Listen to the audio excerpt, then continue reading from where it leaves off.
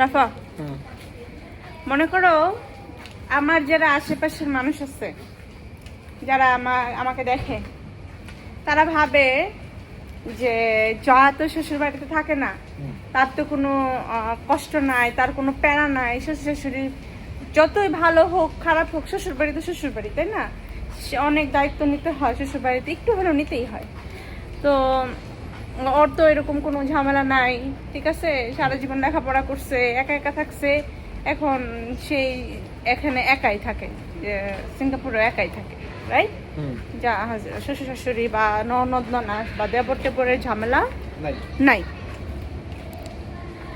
সেই সকল মানুষদের উদ্দেশ্যে আমি বলতে চাই ভাই শুনেন, এই যে দেখতেছেন না, এই যে আমার স্বামী, এটা হচ্ছে 4টা শাশুড়ি, এর মধ্যে 4টা শ্বশুর, 5টা ননদ, 10টা দেবরের যন্ত্রণা এটার মধ্যে।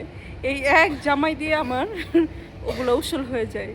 সো যারা ভাবেন যে আমি অনেক শান্তিতে আছি, না না না না না, আমার শাশুড়ি, আমার শ্বশুরবাড়ির মানুষরাও যদি এই ভিডিও দেখেন তারা খুশি হবেন, আপনাদের ঐতিহ্য ধরে রাখছে আমার